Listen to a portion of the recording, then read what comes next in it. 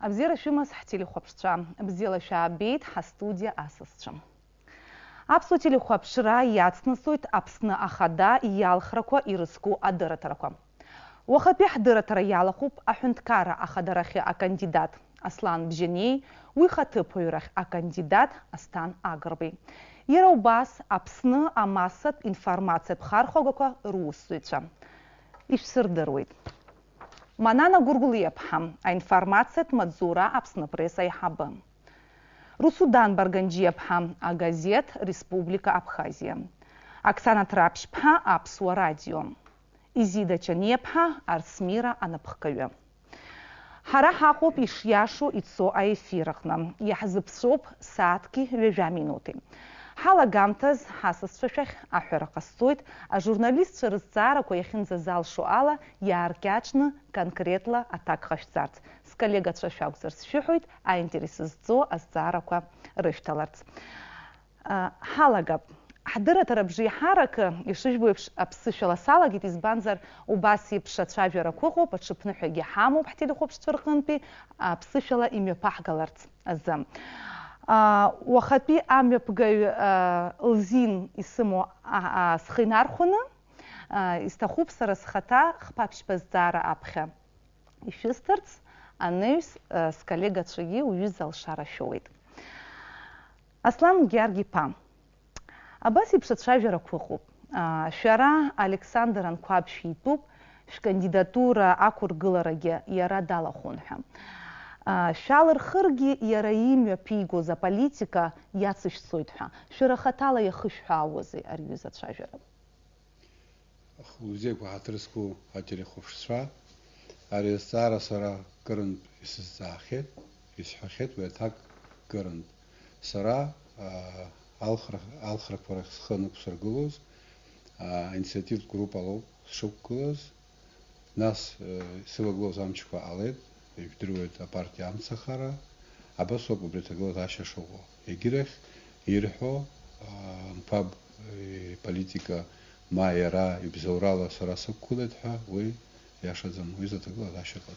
Ири политика яцыш сотху, Ирхо или шарашхат гуана, гарашхат программа шукнувус. Шкуялам Созар, Аурус Шахсис, Подизбану Гузар, Арезара, атаки Шум Харашов. Добрый вечер, дорогие телезрители. Я неоднократно отвечал на этот вопрос, хотел бы ответить еще раз. В плане, являюсь ли я последователем или преемником Александра Анкваб. Я на этот вопрос отвечу таким образом. Многие знают, телезрители, новейшую историю Абхазии. Основоположником современного абхазского государства является выдающийся Владислав Григорьевич Ардзинба. Он заложил основы нашего современного государства. Наше государство нуждается в том, чтобы укрепить институты государства. И если под преемственностью понимать укрепление институтов государства, то я являюсь преемником Владислава Григорьевича Ардзинба. Вы знаете о том, что в 2008 году Абхазия была признана. Это было при Сергее Васильевиче Багапш. Эту работу по признанию другими государствами Абхазии необходимо продолжить. Если под преемственностью понимать работу, связанную с признанием независимости Абхазии, то я преемник Сергея Васильевича Багапша. Вы знаете о том, что благодаря российской помощи был в Абхазии реализован комплексный план социально-экономического развития, и за последние несколько лет был придан серьезный, ощутимый импульс социальным проектам. Это было сделано при президенте Анкваб. Если имеется в виду продолжение вот такой линии, то я себя считаю преемником Александра Анкваб в этом смысле тоже. Вот так я отвечу на ваш вопрос. Сардишим гуаозера неш списъцара ги псъщалистивит. Зиграста ги чупнухаси ширтуги, излатшайжуги, абри айбашра яд халашуксква разыш биография ауп, шахиха затып, нас ги маскваха шцара захказха, абри застара кторгу, чургиш махацко шухам, убри застара так гясраш. Арестара Карен Патак Астахет. На этот вопрос мне приходилось отвечать неоднократно. Готов ответить еще раз. Значит, в августе 1992 года я покинул оккупированный Сухум. С октября 1992 года по сентябрь 1993 года служил в службе безопасности Республики Абхазия. после чего переехал в Российскую Федерацию. По каким причинам, по каким мотивам я это сделал, значит, на этот вопрос может ответить мой бывший руководитель, представитель службы безопасности, генерал-майор Тарба Астамбур Борисович. Все вопросы к нему. И он, надеюсь, даст исчерпывающий ответ на этот вопрос. Вот такая история военных лет. Илкау, дочугуана гарагюя зыхан гехам такой карзахит, шара изагуаном ко кандидат ашкуштаргалит. Хачут нахс гиюку бриёб, хушукса азагуани шарбуеб, шалхракарабха хушукса пснышын хозарагун. Убри хушукса интканы йыкамха, йыкышхауын. Ана йыкышхара никой сарас тагалоп кандидат яхасабала. Алхрат комиссия уйза птара убыс иртибет. Урти иртибет азагуан япнукой. Ихамоп прокуратура, ихамоп егерт азилхчерат насурапа, урт кяк шахатхен. Убри антурезара дешакала такатара тахупяс куянагаз. Дачагги иман шаламастар уйсарисук хичта исхуйт абри шара шштаба устуйца алхуйца архуйт хайрху. Алхуйца хаштаба антуйца ярхут хайхозар. Ему потоглаз аще днейна арзахалывия, это прокуратура, МВД, и 30 лихо визит тоглаз аще ухаму. Сарау хэнсхан алсой растахцам. Илкауп шерги очта азара штиршу жмал Михайловна. Знакомясь с вашей программой, я обратила внимание на одну вещь. Там вы пишете о том, что очень важна открытость власти и, может быть, какие-то проблемы прошлой власти периода президентства Александра Золотинского-Чанкова были связаны с некоторой недостаточной открытостью. Так вот у меня вопрос, так это или не так, с вашей точки зрения, все-таки аргументируйте. И если вы сторонник открытости власти, что это для вас такое и как вы намерены вот ее в своей деятельности в случае избрания реализовать? На самом деле власть должна быть прозрачной, открытой, и самое главное, над властью должен быть общественный контроль. Такие меры необходимо выработать и реализовать у нас здесь в Абхазии. К примеру, я об этом неоднократно говорил на встречах с избирателями, при министерствах и ведомствах многих государств существуют общественные советы, в которые входят обычные граждане, они имеют возможность оценивать работу того иного ведомства и руководителя. Я считаю, что это оправдано, и для нас необходимо перенять такой опыт. И многие другие механизмы, которые позволят обществу контролировать работу всех ветвей власти. Оксана Трапчикова. Аслан Ялгибхашер, я сгощтит, уяк хейхаз винкара хавича, разыги рус яца сосуд филфара алшитфа. Ербаски сгощтит Владислав Григорий Па, Ардзенба апсу винкара ашитер куюб, Сергей Василий Па, апснахиб шумра азхазара их задерховит, Александр Золотинский Па, Аргуипа, изрухун хавиларкана. Шара, афинкара хадас, шанал архантаза, хавиларжа фишта ан харш паштуфа. Дарбен заалаги, уи таху пишта бзения ан харцха. Уи озвяла сарайся зфяхом, сара уиза атагал заша сыма мозу зашти фихала резиха схар. Ахагуана гарасымов абрыганы коп салхныс алозар, гук псыкала ус шисваха.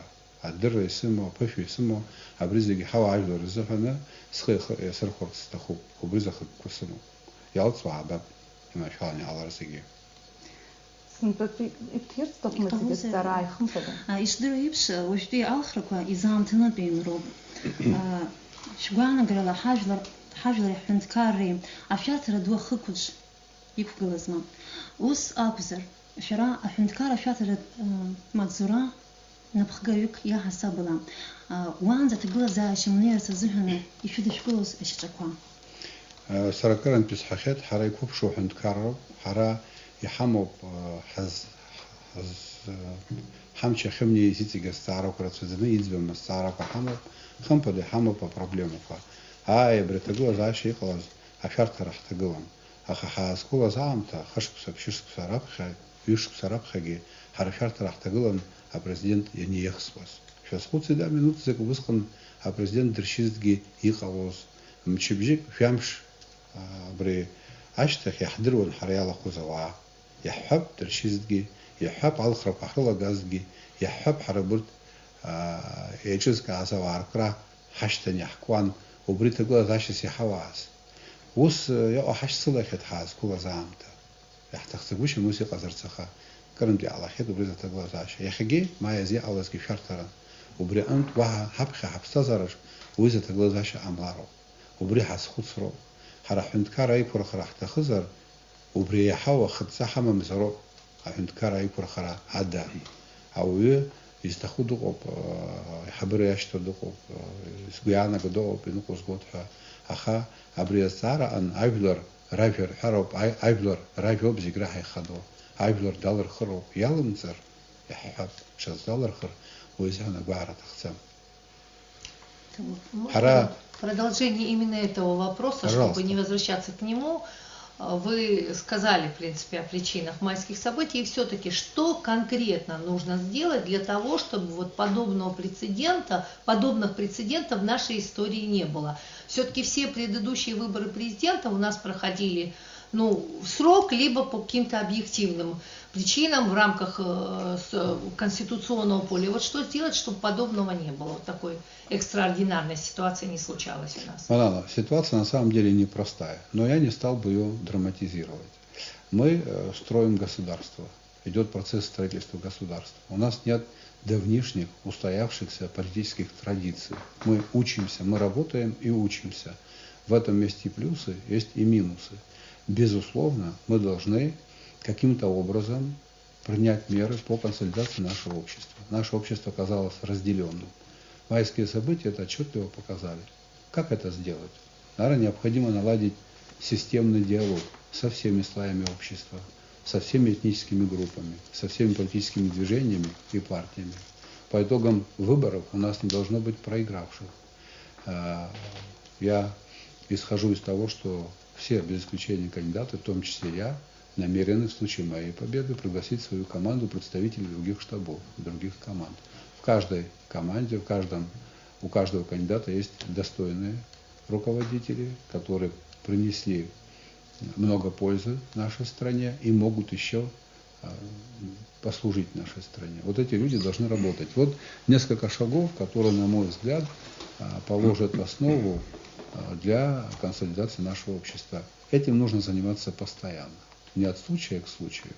Есть, безусловно, объективные причины, которые привели к этому кризису.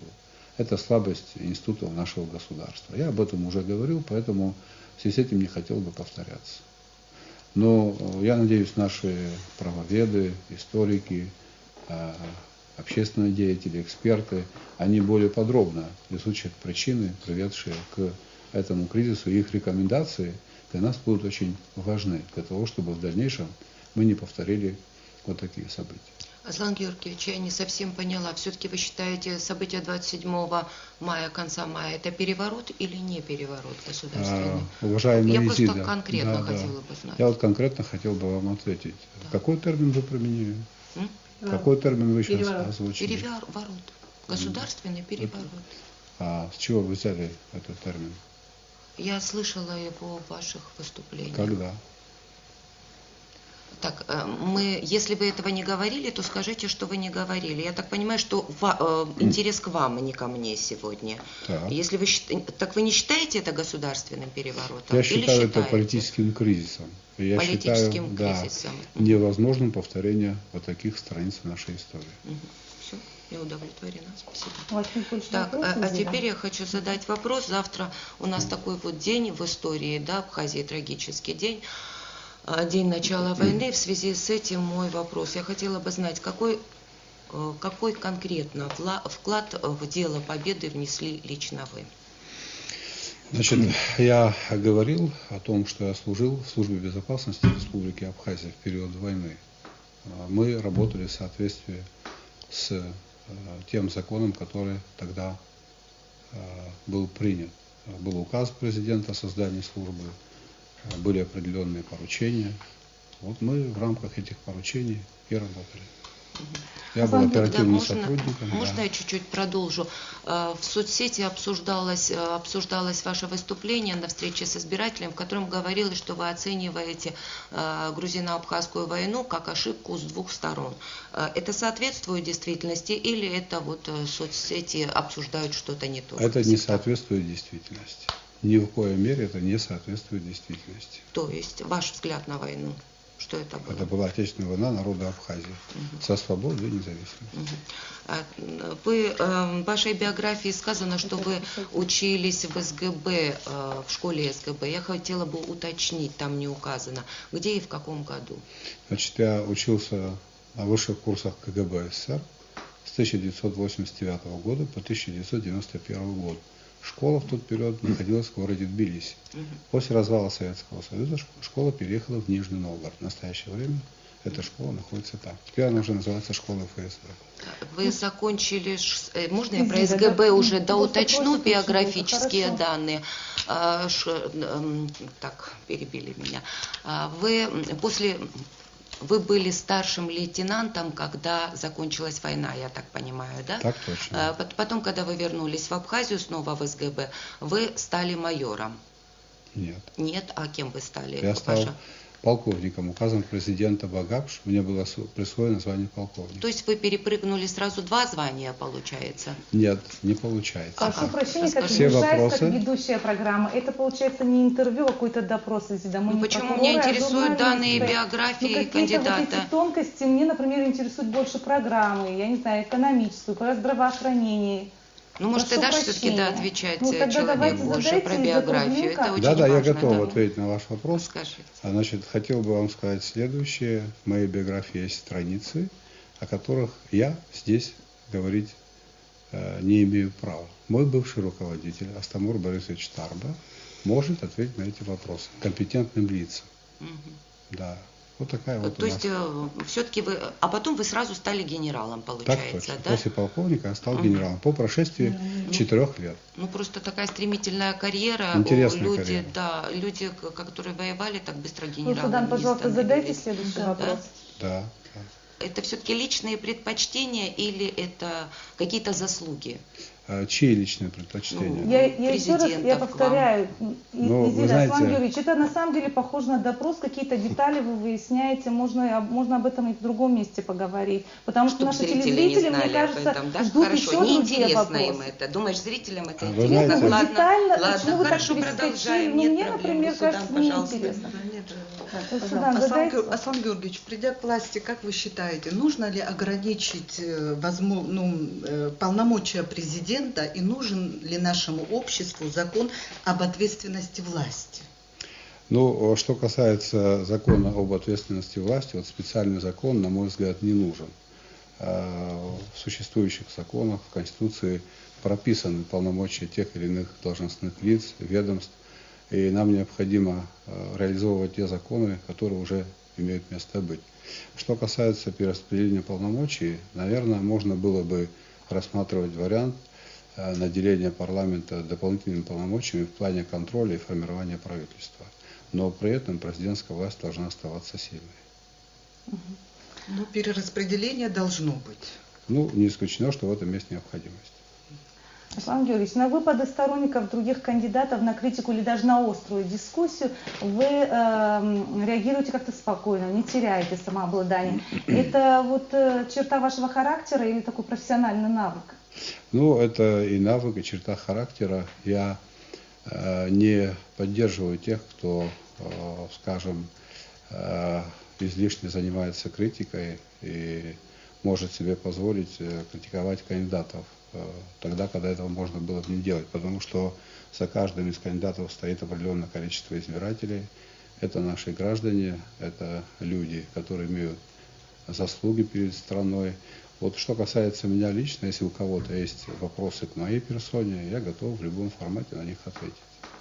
И не только в этой аудитории, но в любом месте. Можно я сразу воспользуюсь случаем, приглашу вас на пресс-конференцию в Арсмира в любое удобное для вас время. Спасибо. Потому что у меня 28 вопросов, которые собирали для меня все журналисты. Я думаю, интерес к вам очень Хорошо, повышен. договорились. Спасибо. Давайте немножко, мне кажется, что и телезрителям будет интересно немного поговорить о вашей программе.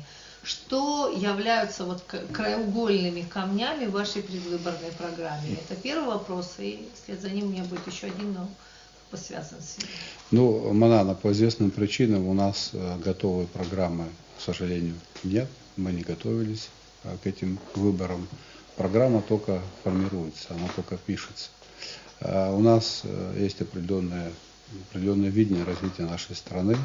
Мы понимаем, что страна должна быть безопасной, социально ориентированной, с устойчивой экономикой.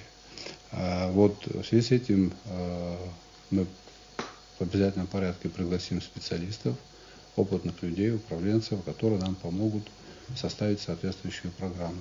Но есть ряд проектов в экономической сфере, реализация которых выведет нашу экономику на совершенно иной, более серьезный уровень. Я об этом говорю постоянно на встречах с избирателями.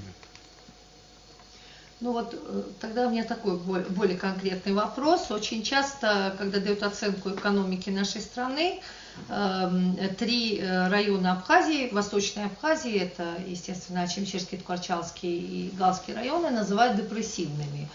Вот есть у вас какое-то представление, или, ну, я понимаю, что какой-то выверенной программы еще нет, но все-таки, вот как можно вывести эти районы, на ваш взгляд, из некого депрессивного состояния и создать условия для их более эффективного и более такого позитивного развития? Вы знаете, я скорее речь повел бы о том, что нам необходимо реализовать проекты, которые будут иметь значение для всей экономики Абхазии. Потом посредством перераспределения бюджета, субвенций, дополнительного финансирования можно будет подтянуть депрессивные районы нашей Абхазии. Но вы знаете о том, что наша страна располагает колоссальными транзитными возможностями. Эти возможности сегодня не задействованы в полном объеме. Поэтому нам необходимо в этом направлении работать. Нам необходимо реализовать ряд проектов, связанных именно с этим направлением. В частности, нам необходимо запустить Сухумский аэропорт. Об этом мы говорили давно, но по определенным причинам вопрос не был решен. Я думаю, что ситуация созрела для этого, и в 2015 году Сухумский аэропорт должен заработать. Вот в прошлом году в августе была встреча президента Путина с президентом Анклава в Пицунде. Я принимал участие на этой встрече. Там обсуждались вопросы, связанные с обеспечением безопасности Сочинских Олимпийских игр. После этого, перешли к вопросам экономики Абхазии. И первый вопрос, который задал Путин абхазской делегации, как раз таки и был связан с Сухумским аэропортом. Россия готова нам оказать в этом помощь. Это несколько сот рабочих мест. Это существенное поступление в бюджет Республики Абхазия. Это другой имидж страны. Это существенное увеличение потока туристов. Это другие плюсы, которые будут иметь место после реализации данного проекта. Затем, что касается транзитных возможностей, нам нужно будет воссоздать, в некоторых случаях заново построить инфраструктуру наших морских портов. А это очень интересная тема. Этот проект может затянуться чуть дольше по времени, но это очень существенный проект для Абхазии. Это опять-таки несколько сот рабочих мест. Это возможность получения существенных денег в бюджет. То же самое, что с аэропортом. Поэтому нам необходимо эти проекты реализовывать. Ну, все мы знаем о том, что у нас есть железная дорога. Сегодня дорога не приносит, по большому счету, существенных финансов в бюджет. Она у нас тупиковая. И в последнее время руководство России часто поднимает вопрос о восстановлении железнодорожного сообщения между Россией через Абхазию с Арменией. Этот вопрос имеет несколько аспектов: политический, оборонный и экономический. Что касается политического аспекта, мы исходим из того, что Абхазия независимое государство, поэтому наши позиции будут в этом смысле незыблемы. Что касается оборонного аспекта, вы, наверное, знаете о том, что в Армении находится серьезная группировка вооруженных сил Республики Российского государства, и железнодорожное сообщение в данном случае имеет именно оборонное значение. Эта группировка обеспечивает безопасность не только Республики Армения, но и юга России, в том числе и Абхазии. Что касается экономического аспекта, он очень интересен для нас, В советское время на этом участке железной дороги провозилось около 8 миллионов тонн грузов. Понятное дело, что на такой уровень, на такой объем сразу, наверное, будет очень сложно выйти.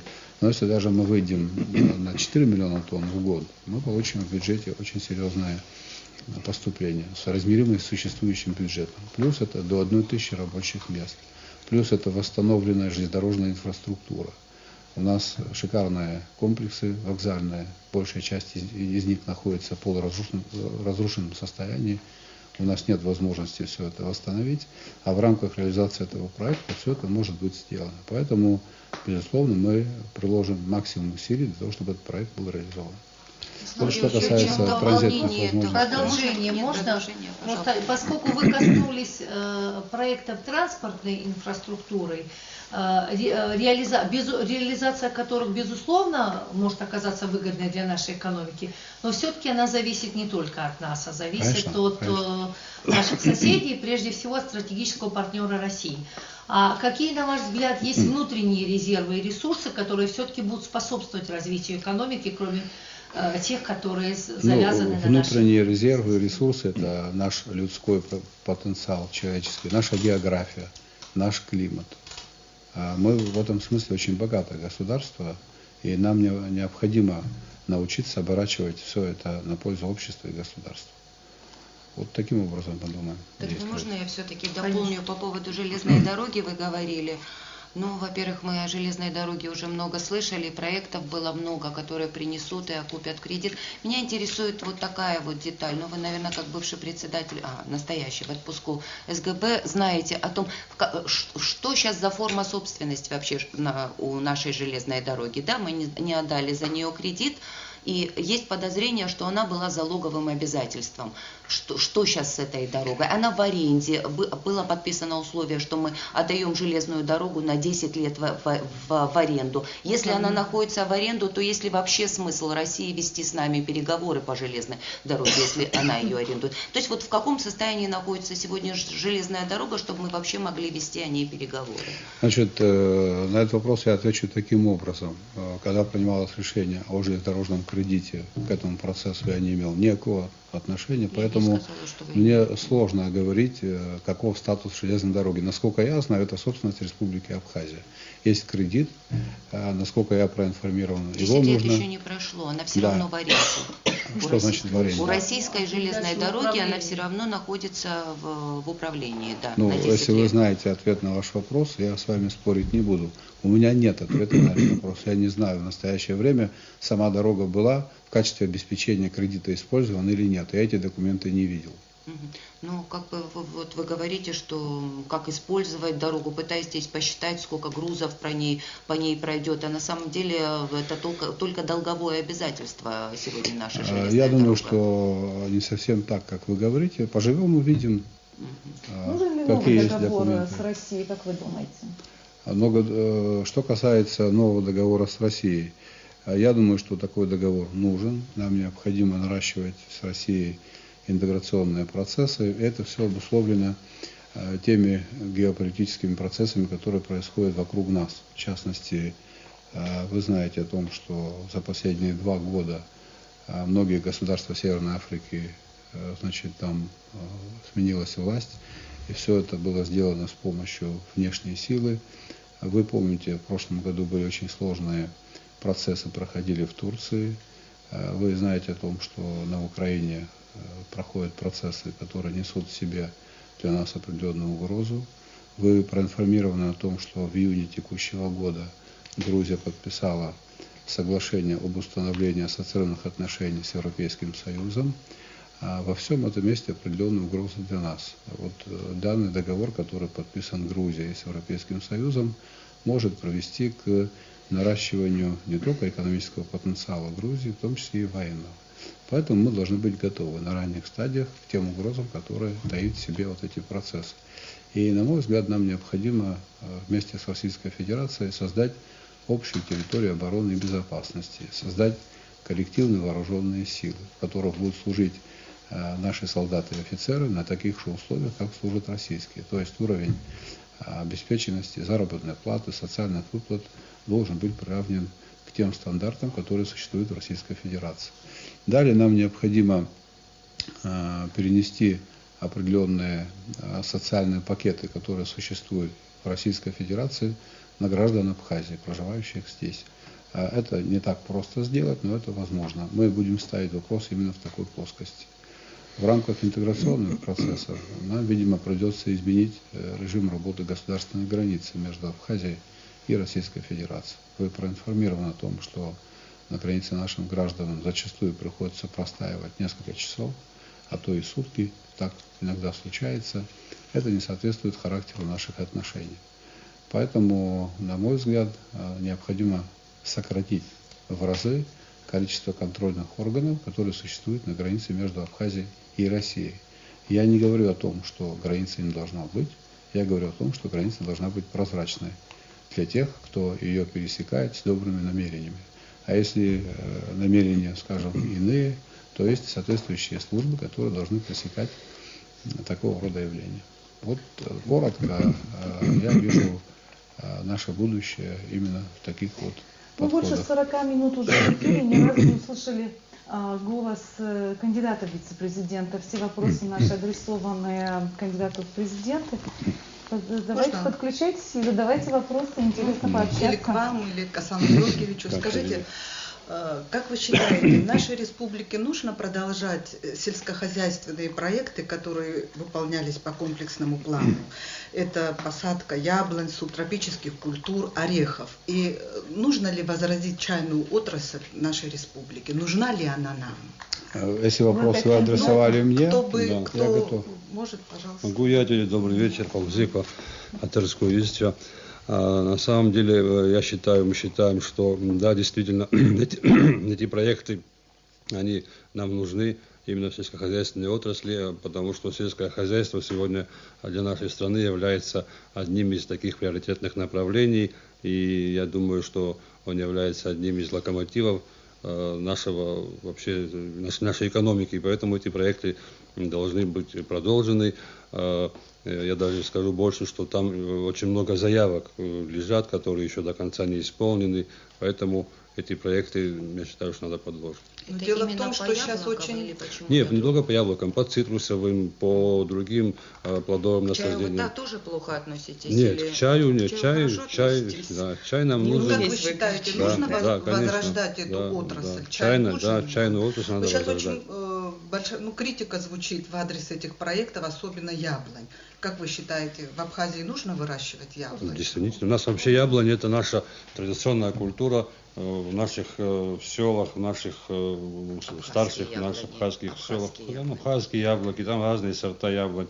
Я вот учился в Северокавказском институте горного садоводства, и мы вплотную занимались яблонями. Очень хорошие сорта яблони на Северном Кавказе, их можно сюда привезти, и другие сорта яблони. Главное, чтобы они подходили к нашим условиям климатическим, и главное, чтобы мы соблюдали агротехнические требования. А как быть с рынком сбыта? Не, вы знаете, рынок сбыта у нас рядом, наш сосед, огромная страна, 150-миллионная страна, население, ее можно туда вывозить, во-первых. Во-вторых, ее можно здесь реализовать на нашем внутреннем рынке для туристов, которые приезжают в Абхазию. То есть я думаю, что с рынком сбыта проблем не будет. Тут единственная проблема может возникнуть с ее хранением. Но, как вы знаете, у нас сейчас готовится строиться хранилище, так что проблем с этим не должно быть. В последнее время в этом смысле складывается неплохая конъюнктура. Вы знаете о том, что Россия ввела санкции против многих европейских государств, в том числе государства, которые поставляли яблони в Российскую Федерацию. И об этом уже было сказано. Мы должны этим в обязательном порядке воспользоваться. И вообще, что касается села, нам необходимо село поддерживать, нам необходимо создать условия, при которых люди не будут уезжать из села. Понятно, что туда нужно привлечь инвестиции. Кстати говоря, об инвестициях в этом направлении у нас все обстоит не очень хорошо. Во многих государствах, практически во всех областях и краях Российской Федерации в правительствах есть комитеты или агентства по привлечению инвестиций. Нам необходимо тоже создать группу лиц или агентства в рамках министерства, может быть, которые профессиональным образом будут искать инвесторов. В этом году принят соответствующий закон, и мы должны создать очень хороший, благоприятный климат для инвесторов. С учетом трудолюбия нашего народа, с учетом климатических условий, с учетом того, что рядом с нами находится 150-миллионный рынок, с учетом мировой конъюнктуры, я думаю, что наше сельское хозяйство имеет очень хорошие перспективы. И мы намерены работать в этом направлении, безусловно. Аслан Георгиевич, по поводу общественного договора, который подготовил Фонд экспертного содействия Айнар, несколько дней назад была информация, что вы не подписали его. Но сейчас другая информация. Вы нам скажете? Ну, мы изучали этот договор, и с соответствующими изменениями, добавлениями договор был подписан сегодня. А что с недвижимостью? Договор предполагает вопрос недвижимости не рассматривать. Вы в своих заявлениях, вы в своих интервью делаете заявление, что недвижимость надо продавать, да, у меня даже цитаты есть. Один из пунктов договора гласит, что недвижимость не подлежит продаже в Абхазии.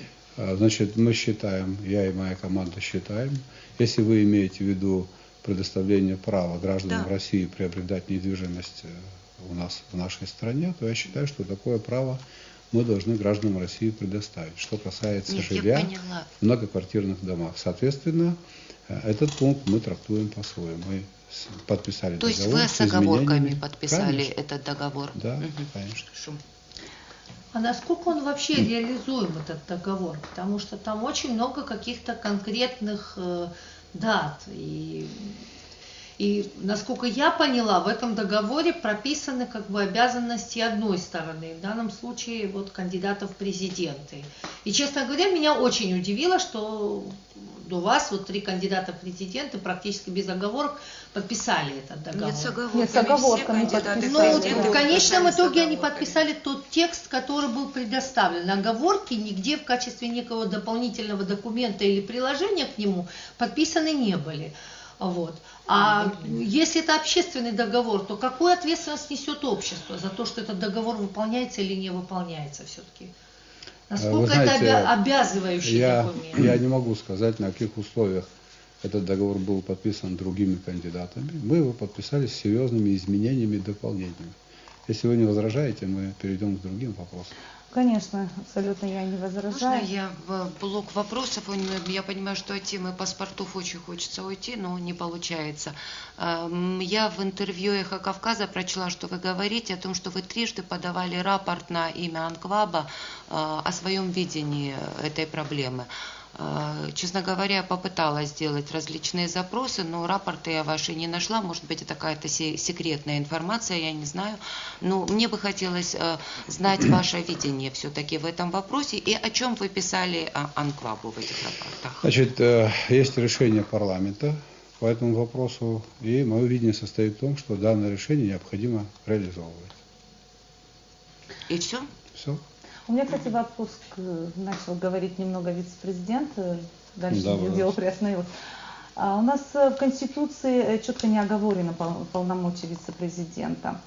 Вы уже знаете, какую сферу будете курировать? Ну, пока мы... В случае вашего избрания, конечно, да, пока мы об этом детально не говорили, но там из моей биографии, для моих данных биографических видно, какими вопросами я занимался, когда я работал, то есть и в Российской Федерации, и здесь, являясь депутатом собрания районного. Ну, я думаю, что президент даст мне эти полномочия отдельные, поэтому будем ждать. А что за зарплата у вице-президента больше, чем в половину, меньше вашей нынешней, вы же знаете? Да. И все равно вас это не смущает? Как нет, детей конечно, будете содержать, 3 детей?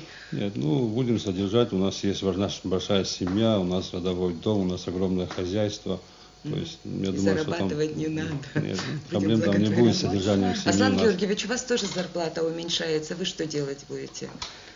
То, что вы будете получать как президент, если станете президентом, то это вам только на оплату квартир за пределами Абхазии хватит и я буду делать небольшое изменение в сторону уменьшения. Это несущественные деньги, заработная плата. Сейчас у меня 22 тысячи, да. Поэтому я имел определенный опыт работы в бизнесе, У меня сын занимается бизнесом. И в связи с этим я думаю, что голодным не останусь. Эти вопросы у меня в семье решены. То есть вы будете на содержании своей семьи находиться? Да, на содержании, в том числе моего сына и его бизнес.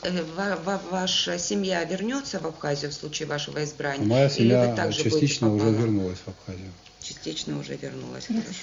А ей, конечно. Аслан Георгий Па, Абснаханкара, Ахадарахел, Алхракушха, Глашахурц, Ацбам там Зыз Хадас Яму. Нас яцу штачар ртема яцу Ахнкара Ахадас Шунакала Амтаса, Шахшара Ран, Шхапвиза, Абсна Ауаждал Пстазара, Ухалархума. Хампада сара писна хинткара хадас салархар стаса зигарахиесвет. Сара сечпун аспирантура топ макянас чаюшку сейгу аускиуе сизгабарах дахет усе сыхани проблемазан харазиге брах алол. Шипшмафис Ауаждал Пстазара Ухалархума. Хампада Актизара Убасикан Абсна Хинткара Хадарахел Алхраква شخورة شرخوت عزبم تشود شكليت ويعزبم تمزز خداس يامس ويمزز خداس يامس راتشوب أي حرك سرا سنапы злака за усвора обре усвора что бзини сбон апсне имясо за процесско а политика процесско нас сигир бузмацара кунпа яравинц а процесско шемясо ими пызгос изими пыргос обреам что бзини за низбон харахент кара ямо афартарака абравинцха афартарака егерт хинткара картон пиqa афартарака абарцикс распуцна سويسر حركة فاجنا ناس ما يمزق الله ستجوا زعش إحنا خبشنا يحسبت أبرز عمل حكرت فا. أصلاً قال جبام آخر قرآن يقول بشم أتب قرآن كانديدات شم رجلر ربزاز رايح برام رحمت كار عن شجرة خشوص يامور درويد أما زورقنا إني لقي راجع بجيحان إن ركززوم شو قام قال بيز خلوي رمش فارغرغتوما مزارجي راجع زرزنا مقزر روس دبارتس أجيوم هركزوم ويز خو مزز كراسادر على حكم سرح كزوم أو يمشي في عشان يبوزرجي ويت يدرزم خزرويت ناس دنيا وزشتات عيت خزروا يجي نمرحوه حقوق شوب أو دربن زعلا جاني رياشتو أوس شيوز يقيتز أوس يوناتزي خا حقوق شوب ناس عام تحنا رباب أو يخش مبيجو عند النيل. شو بزيو بسلام جرجي خرام يبزيو بحس صحاب مخوص خرام سلوك على الشارع. شو قوي توش زخوت وش حار شوقو بيشتر زاد إن تشوف حومة شخشار الحومة تعتبر الحومة. شو حد سجى سان يبقون صعب يفوت ساش سبش ما سبحة سوف يحصل. Можно вопрос, Анна? Задавайте. Аслан Георгиевич, читатели нашей газеты попросили задать лично вам этот вопрос. Их интересует судьба наших двух здравниц, ну не наших, или как их назвать, я не знаю, МВО и ПВО. Там работало очень много людей, люди остались без работы. Сейчас эти здравницы находятся в каком-то непонятном положении. Там сдаются номера, работают какие-то пункты. Вот, если вы обладаете какой-то информацией, поделитесь, пожалуйста, и вообще о судьбе этих здравниц. Вы знаете, на мой взгляд, необходимо решить эту проблему таким образом. Сделать так, чтобы люди, которые там работали, приступили к работе, чтобы эти здравницы функционировали. Вот это, на мой взгляд, очень важно. Вот так я отвечу на ваш вопрос. Кому они принадлежат? Просто мы хотим знаете, понять. Вот, насколько я понимаю ситуацию, правовой статус этих здравниц до конца не определен в настоящее время. Это опять-таки не входило в мою компетенцию, поскольку это понятно, да, просто может вы обладаете какой-то... Там есть вопросы, которые не доведены до конца по статусу вот этих вот домов отдыха, насколько я проинформирован. Но они переданы Абхазии, нашей республике. Я ничего добавить к тому, что сказал, не могу. Не можете. Наш народ любит руководителей, которые им доступны для общения, с кем можно выпить кофе, с которым можно поздороваться по-свойски. Вот я несколько раз слышала от ваших оппонентов критику в адрес вашего кортежа, что вас сопровождают бронированные машины сотрудники Федеральной службы охраны. Это делается в целях безопасности, есть ли для этого обоснование? Значит, на самом деле я в настоящее время передвигаюсь на бронированной машине. Есть соответствующие основания. Но хотел бы вас проинформировать о том, что я являюсь лицом, носителем сведений, составляющих государственную тайну, как Республики Абхазия, так и Российской Федерации. Это меры предосторожности, меры безопасности. В данном случае мы исходим из того, что у нас есть определенные проблемы извне. В таких политически непростых ситуациях спецслужбы активизируются, они этим пользуются. Могут быть проведены провокации полномасштабные в нашей стране. Поэтому из соображений безопасности такие меры были предприняты. На самом деле в моем сопровождении это офицеры, которые служат в службе госбезопасности, в настоящее время находятся в отпуске, и несколько специалистов технических и консультантов из Российской Федерации. А за счет чьих средств это делается? Кто оплачивает им работу? Ребята находятся в отпуске, им никто ничего за это дело не оплачивает. То есть они добровольцы, волонтеры, да? Нет, это служащие службы государственной безопасности, офицеры, которые в настоящее время находятся в отпуске. В отпуске и приехали вам помогать. Еще раз объясняю, это сотрудники службы государственной безопасности, граждане Абхазии, которые служат в СКБ, в настоящее время они находятся в отпуске. Вы православный? То есть в отпуск они проводят вместе с вами, да? Так точно. Да, все, ну волонтеры, вы так это и называется. христианин? Так точно, православный христианин. Вы знакомы с проблемой, которая существует внутри нашей церкви? Знакомы. Вашу точку зрения, пожалуйста. Ну, я, насколько понимаю эту проблему, все священнослужители Абхазии заинтересованы в том, чтобы наша Абхазская православная церковь была независимой и автокефальной. Это та платформа, та площадка, на которой они должны найти, на которой они должны объединиться. Я вот смотрю на эти процессы таким образом. Власть, в свою очередь, должна создать условия для широкого диалога между нашими священнослужителями. Этой проблеме необходимо уделять внимание именно в таком ключе, не навязывать каких-то решений, а создавать условия для диалога, приглашать их к диалогу. Ну вот, я не знаю, у вас каждый день, наверное, запланировано время встречи с избирателями, насколько вы отслеживаете информацию в прессе, в соцсетях, не знаю, но вот по поводу переноса органа из Лицунского храма вы наверняка слышали, что построить концертный зал. Тоже интересна ваша точка зрения. Ну, я считаю, что в этом нет необходимости, что это решение, на мой взгляд, поспешное. Я не слышал об этой проблеме месяц тому назад. Она как-то неожиданно возникла у нас в обществе, и было принято такое решение. Можно вопрос немножко с другой стороны? Какие бы выборы и выборы какого бы уровня не проходили у нас в Абхазии, кандидаты в депутаты парламента, в президенты, в депутаты там, районных собраний, одним из важных пунктов в своих программах всегда называют борьбу с коррупцией.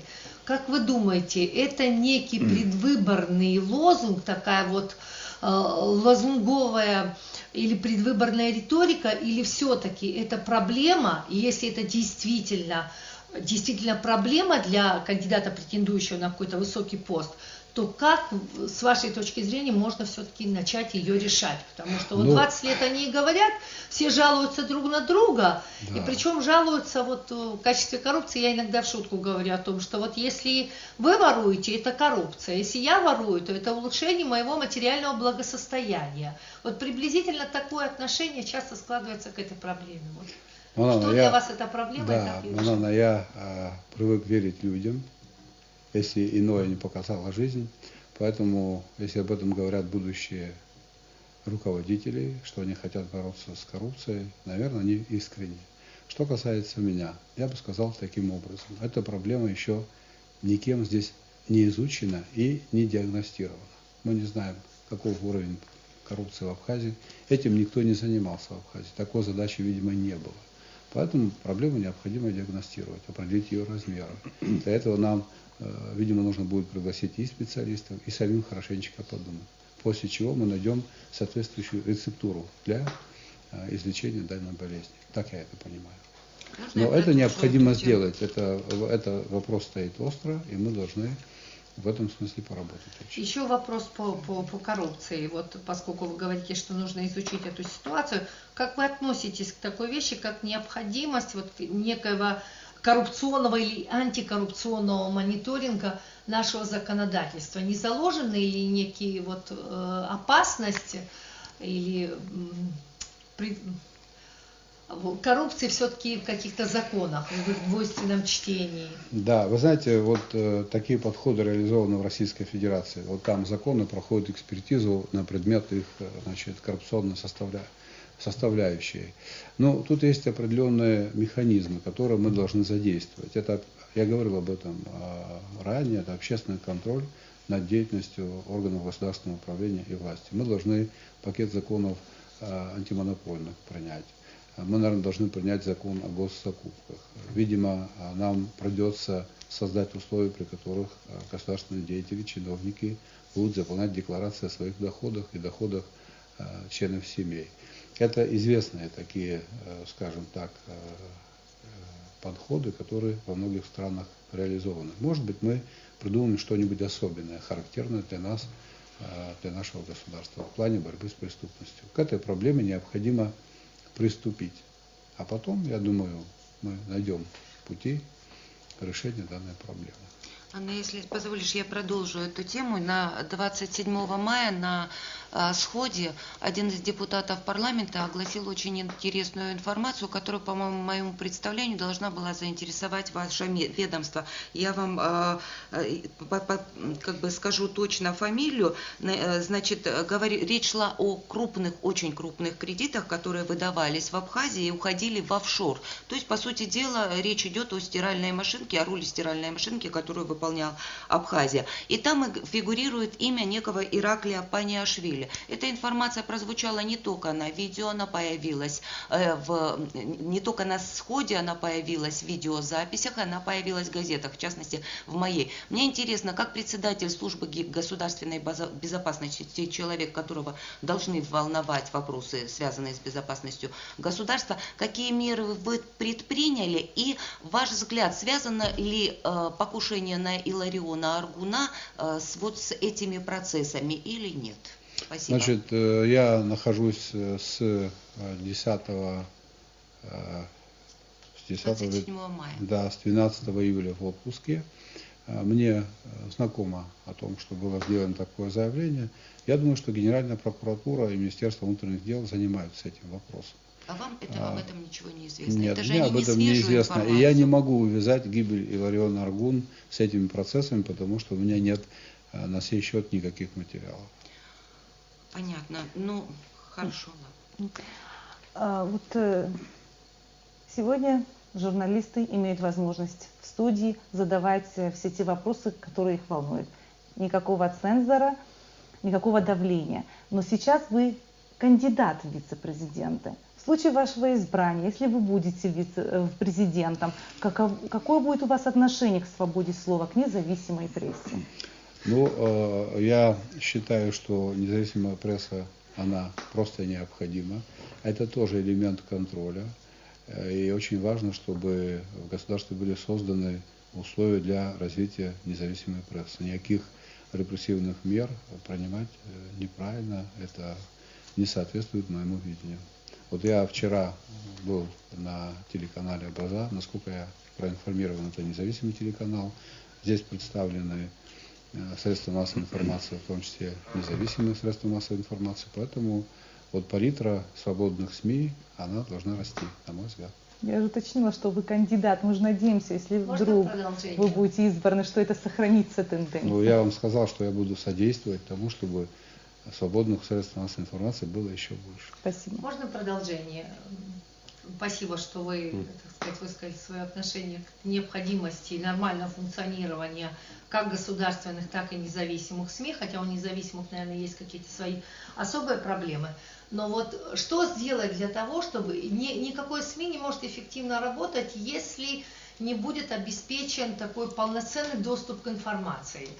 Я понимаю, что это очень широкая проблема, но все-таки что сделать для того, чтобы, или что вы намерены сделать для того, чтобы разговорить наших чиновников? Потому что наш опыт работы, я думаю, все коллеги со мной согласятся, позволяет нам сделать вывод о том, что выудить информацию даже о позитивных, даже об успехах работы многих наших чиновников и министерств очень и очень сложно. Кажется, что их работа просто не зависит ни в какой степени от того, как она освещается в СМИ. Вот в этом направлении возможен какой-то прогресс, и как вам это видится? Я согласен с теми оценками, которые вы даете по этой проблематике. На самом деле власть должна быть открытой.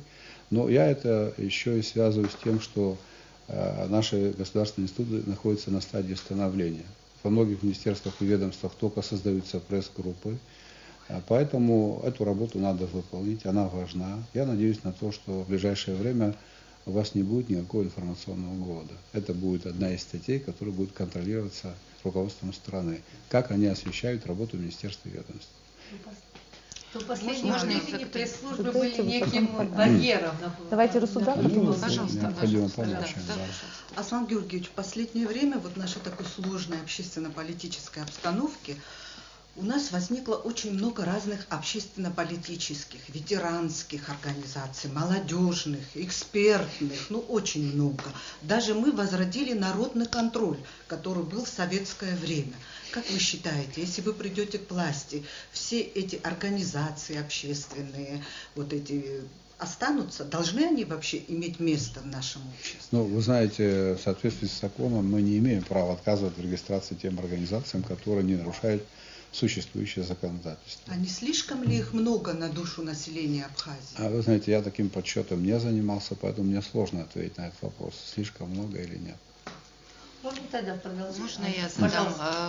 Пожалуйста. На заседании опять возвращаюсь к вашей нелюбимой теме паспортизации. На заседании парламента вы говорили о том, что вам недостаточно правовой базы для того, чтобы принять меры по поводу 106, по-моему, госсоветов, которые находятся в Гальском районе, и которые, кстати, некоторые из них пытались получить паспорта. Мой вопрос состоит в следующем. Что это за правовая база? Какая необходима правовая база для того, чтобы СГБ приняла какие-то меры по вещам, которые представляют угрозу безопасности страны?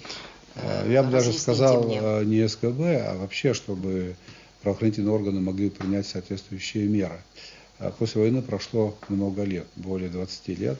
И, кстати, из них проживает на территории Абхазии около 30 человек. Нет достаточных материалов, нет достаточных доказательств. А кто должен это сделать, если не служба государственной безопасности? Этим должны заниматься правоохранительные органы, в том числе служба государственной безопасности. И очень сложно предъявить человеку конкретное преступление. Они, как правило, проходят по спискам тех, кто был мобилизован, или они проходят по спискам тех, кто получал заработную плату. И иные доказательства причастности к конкретным преступлениям найти очень сложно. Проблема в этом. Этим занимались все руководители службы госбезопасности после войны.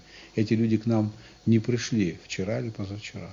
Но с точки зрения права они недосягаемы. Поэтому и председатель Верховного суда, человек, который наделен соответствующим правом законодательной инициативы, обращался в парламент для того, чтобы внесли изменения в Уголовный кодекс. Там следующие изменения, чтобы можно было привлечь не за совершение конкретных преступлений, а за участие в боевых действиях. Неважно, он там стрелял, не стрелял, значится в списках. Если подходить к этому вопросу с точки зрения закона, проблема коренится именно в этом. Соответствующие документы... Почему это не было принято, собственно Мне говоря? сложно об этом судить, почему это не было принято. Это прерогатива нашего парламента. Тогда у меня просьба к вам, прокомментируйте протоколы, которые были подписаны вашими сотрудниками СГБ, протоколы о выделении гражданства представителям в Гальском районе, в Восточной Абхазии. Я могу такие протоколы даже показать по выдаче абхазских паспортов Вы основательно гражданам. подготовились. Конечно, я всегда основательно готовлюсь. Гражданам Грузии. У меня причем вот среди этих протоколов, понятно, что ваши сотрудники подписывались, у меня даже есть протокол, в котором на второй странице говорится о том, что у этого человека есть удостоверение личности гражданина Республики Грузия, да, и тут стоит вот подпись вашего подчиненного в районе. Я хочу, чтобы вы прокомментировали, как такое вообще могло происходить, что ваши подчиненные подписывают вот такие документы. Я такие протоколы не видел. Я буду вам признателен, если вы мне этот протокол передадите, копию этого протокола, соответствующие меры по отношению к подчиненным будут приняты мной или действующим руководителем. То есть вы об этом не знали? Нет, я об этом не знал. Но это есть во всех. Паспортная комиссия же работала при парламенте. У них там масса материалов по этому поводу. У меня таких материалов нет. Хорошо, я передам вам эти материалы. Хорошо. Аслан Георгиевич, вы знакомы с кандидатами в президенты и с кандидатами в вице-президенты? Вы, конечно, знакомы. Знакомы. А в случае вашей, скажем, непобеды на выборах, такое же развитие событий тоже может быть, каковы будут ваши шаги? Вы уйдете со своей командой в оппозицию? Вы знаете, этот вопрос мы с командой, с моими коллегами мы еще не обсуждали. Мы подумаем, как быть нам дальше в случае такого сценария. Понятно. Оксана Трап спросила уже несколько раз. Аслан Георгиевич, я же не сказал, там суа амала сара аншец, вчера я скоро все это распылатулова, уяра капсна яр хуртипш, отглаза шаруитха. Я гузер, ахтмикал капна. Я храха хпхзара мач замиевы пшмахархарт прокнау суа ачаратра, и купшу ата ачарапа кирала авада куирину.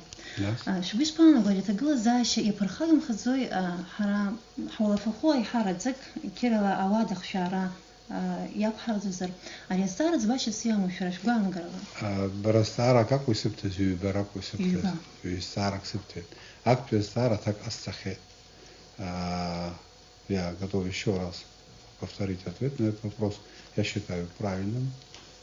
Ситуация назрела, когда граждане Российской Федерации должны иметь право приобретать недвижимость, в частности и квартиры в Республике Абхазия. Это первичное жилье. Нужно начинать с этого. Это даст возможность развития строительной отрасли, это возможность привлечения инвестиций и так далее. Что касается второго вопроса, оказания помощи тем, у кого нет квартиры, условно Бабштадт. Мак, сказать, арака инху ихаджара шкирла вада юну рачевю.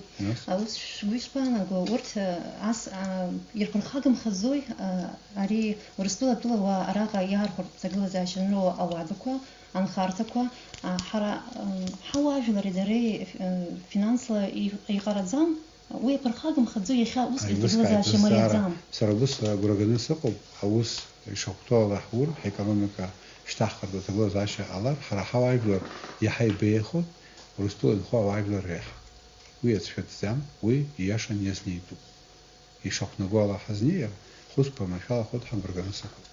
Анис пиздаров слышала из тиует из панзеруи из стиуи уже лишь капера на сфала кайста хазяз да зипад да гитар ход ихо пажбха обриза из засху гибрио по апсуа хабхадзара ла хахмачо я рауя да ге статистика шахуала سمشق مدوج تخون سايبش ران جيتخاز أبسوارو بريحاريو كمدوج جيتخو حرحميلاتو بيروباس ناركوتيكات متشاركو جزدز كلو حرحميلاتو بيحارد زك خب خدزارلا يحاي حماش خباس حايوت وبريام تزي ستام زاد تشكالا سيلش مكان يحالن خو يحاي جيود يخملادزو وتسبي عمشو زو بريزة تقلا زاشي حراكا جنا حزمت سبو حنيتسخو أبجيت يرالا جيكا كنا حزمت سبو وبريز سارس رسقو يتسخوت أبسوا حخب خدزارة ديموغرافيا وبري شرا شوغانا قرا ويغانا خالي شفاقة حتري حتياربي بشيخة حتري. Демографическая проблема на самом деле она очень актуальна. Вот в некоторых государствах данную проблему ведут президенты. Например, в Армении демографический фонд возглавляет президент Армении. Мы должны в этом смысле перенять опыт государств, которые накопили. Мы должны создать условия, при которых тут эта проблема может быть решена в рамках не только одного ведомства, а нескольких ведомств. Это Министерство социального обеспечения, и Министерство здравоохранения, и Министерство образования. У нас должна быть непрерывная цепочка. Вот будущие мамы должны иметь возможность быть под контролем врачей. Роженицы должны находиться в определенных условиях, комфортных, под наблюдением врачей. Помощь должна оказываться. Должны быть дошкольные образовательные учреждения. Вот их в нашей стране не хватает, катастрофически не хватает. Должна быть помощь многодетным семьям. 150 рублей, Российская я Федерация, перебиваю ну вас. это я понимаю, я знаю, что это очень мало, это мизер. Вот в России, например, платят социальный, это материнский капитал. Нам необходимо вот этот опыт перенять. Все упирается в возможности нашей экономики. Но я надеюсь на то, что с помощью Российской Федерации в ближайшее время мы в этом направлении сделаем рывок. Потом сами уже будем в этом смысле оплачивать все эти программы. Нам необходимо заботиться о здоровье нации. У нас, вы, наверное, помните, в советское время, в 1979 году, по переписи населения, в Абхазии проживало более 5000 граждан, которым было за 100 лет. Вот к этому ко всему нужно вернуться. Но эта проблема требует еще более детального изучения и современных И у нас подходов. не так много времени. У нас не так много времени, я с вами согласен. Вот по поводу отсутствия времени и решения проблем. Да, действительно есть проблемы, для решения которых требуется время, для решения которых требуется создание концепций, программ, привлечение экспертов. Но есть проблемы, которые, ну, вот может быть, на взгляд обывателя, да и на мой взгляд тоже, в общем, не требуют отлагательства. Вот одну проблему назвали, это ситуация на дорогах. На дорогах это бесконечные аварии, это нарушение всех возможных правил движения, вождения транспорта и так далее. Можно ли сдвинуть эту проблему с места? Какие первостепенные нужно принять шаги? Потому что увеличение штрафных санкций, как показала жизнь, особо ситуацию не изменило. И еще одна проблема, связанная с окружающей средой, с порядком, с чистотой на улицах и так далее. Потому что представьте себе ситуацию, ты входишь в дом, богатую квартиру, но всю увешанную паутиной. Она, честно говоря, не произведет на тебя хорошее впечатление, нежели какая-то вычищенная, аккуратно вымытая, там вот маленькое скромное жилище.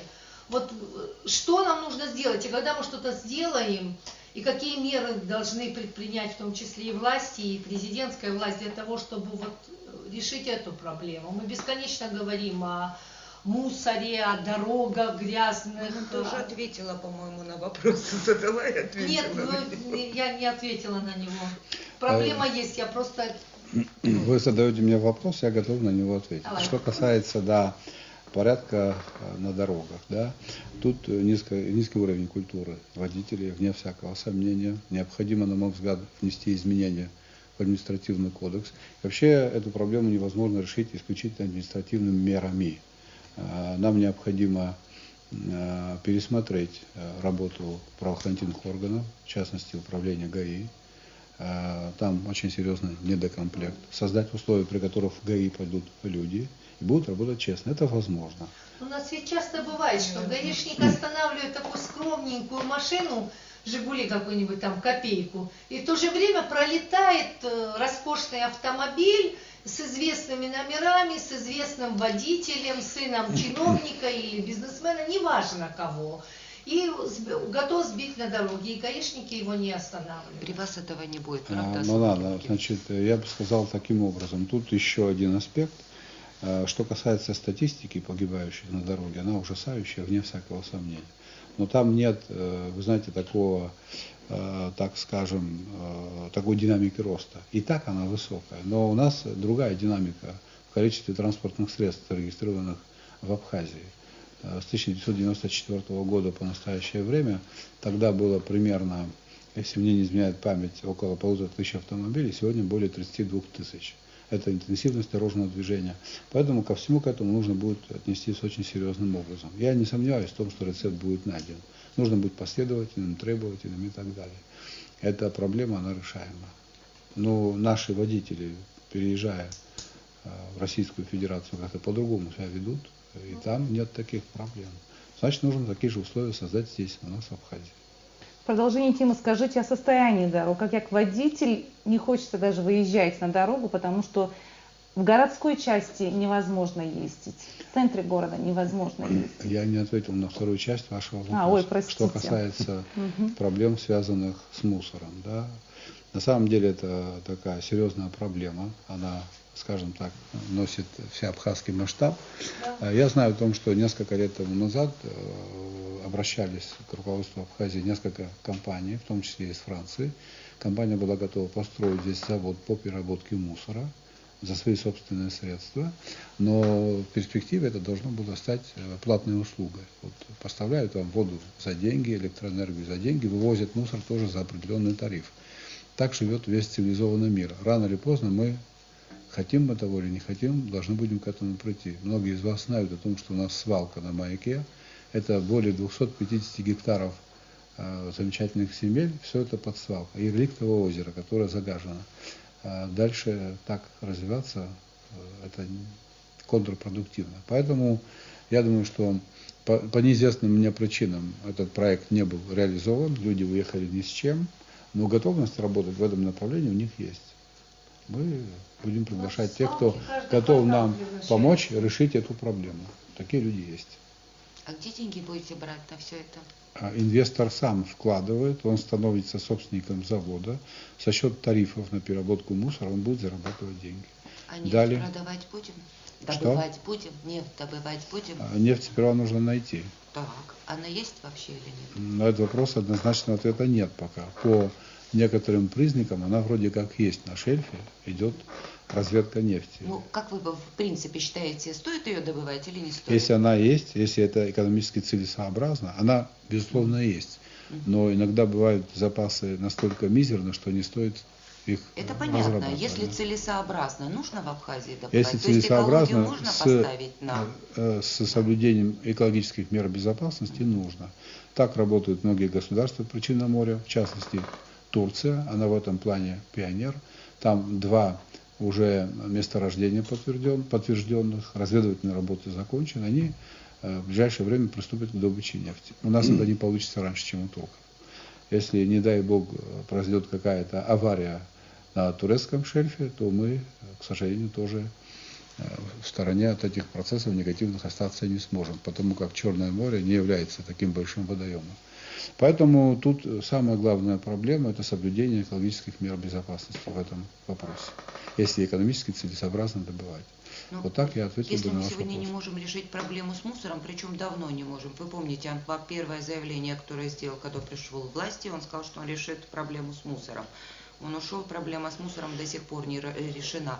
Значит, есть все-таки, как можно говорить о добыче нефти, когда мы не можем решить очень простую проблему? К счастью, добычей нефти у нас занимаются не те, кто занимаются мусором. Там занимаются профессионалы. Есть такая компания «Роснефть». Она у нас работает на шельфе. Хотел бы вас проинформировать, если вы этого не знаете. Разведывательные работы идут уже более чем 2 года, и наш бюджет получил более 200 миллионов рублей. Это много? Это известная компания. За 2 года. Вы что, не знаете этого? Нет, я знаю, я спрашиваю, это много? Поэтому там, значит, к сожалению, пока нет наших специалистов. Мы обязательно обучим наших специалистов. Со временем у нас будут великолепные технологии, и мы сами будем работать. Пока работает компания «Роснефть». Вы сторонник добычи нефти? Как? Вы сторонник добычи нефти? Да, при соблюдении тех требований, о которых я говорил. Аслан Георгиевич, сейчас очень много и очень часто говорят об ограничении полномочий президента, передать часть полномочий президента парламенту. Как вы относитесь к такой модели политической системы? Кажется, мне сегодня уже такой вопрос задавали.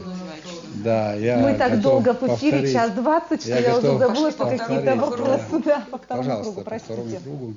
Значит, я за то, чтобы часть полномочий по формированию правительства, по контролю над деятельностью правительства была передана парламенту. Я считаю, что это вполне возможно. Будем считать. Но при этом президентская власть должна быть сильной. Я вас поняла. Можно еще один вопрос, и мы будем завершать. Ну, во-первых, у меня есть вопросы от моих коллег, я даже теряюсь, задавать свои или нет, но я думаю, что Леонора Когония меня не простит, если я не задам ее вопрос. Она спрашивает, чем когда-нибудь вы помогли своему разрушенному селу Тамыш, конкретно просит сказать? Значит, я помогаю своему селу, и я это делаю не ради рекламы. Вот. Конкретно. можно задать такой вопрос главе администрации села Вадиму Сантаре, Нет, но и он если вам на у этот вас вопрос спрашивают. ответит. Я бы не хотел эту сторону моей деятельности рекламировать. Хорошо, Считаю, тогда это расскажите нескромно. мне, в каких компаниях вы работали, вы же теперь планируете стать публичным политиком. Меня интересует вот происхождение ваших денег. Да, Значит, это нормальное у явление. меня То есть была, компании, в которых у вы меня была работали, компания, зарабатывали. которая называлась Афон. Это был Так. крупнейший туроператор в России. Да ну Значит, вы я что? был одним из соучредителей этой компании. А в чем ее крупность этой компании была? Она была крупным туроператором. Крупность компании А сейчас ее определяется- нету, что ли? В настоящее время я ушел из этого бизнеса. А компания сохранилась? А компания продана, я не знаю, в настоящее время она работает или нет. По-моему, работает. Ну, я просто в интернете не нашла крупной компании, я прочла об этом в интервью вашем «Эхо Кавказа», поэтому я задаю этот вопрос. И вы еще там же говорите, что в 2007 году часть своего бизнеса я перенес в Абхазию. Так Да? точно. Вот что за бизнес вы перенесли в Абхазию и чем вы Значит, здесь в занимались? 2007 году я начал строить гостиницу в городе Сухум. Мгм. И строительные работы продолжаются до сих пор. Этим занимается мой сын и мой племянник. А кто компаньон у вас в этой гостинице, в этом бизнесе? У меня там нет компаньона, потому что в этом бизнесе теперь уже нет меня. Режиссер мне дает Понятно, знак, хорошо. что наша передача подходит к концу. Телезрители у нас разные. Кому-то нравятся ответы наших кандидатов, а кто-то же эти выступления очень жестко критикует. Хотя нынешние президентские выборы для нашей страны оказались неожиданными, и предвыборная кампания проходит нелегко, но есть приятный фактор, на мой взгляд. Свобода слова существует в нашей стране. Так что многие демократические государства нам могут позавидовать. За все время трансляции предвыборных программ в эфире абхазского телевидения ни один из кандидатов в президенты и вице-президенты не пытался диктовать ведущим угодные вопросы или же наоборот не озвучивать неудобные. Я думаю, мы и сегодня это продемонстрировали. Надеюсь, эту традицию сохраним. Спасибо за беседу, спасибо за вопросы. حتى لو خبشام يخد بيحضر ترى خرقشوم يفيلس حد استخوب واتبي ايفير واتبي ايفير تش يشغلو ابسنا اخدرخ кандидат Рауль Хаджимби و يخطب يرخ кандидат Виталий Габни. Сара Абзера Сухашасхит.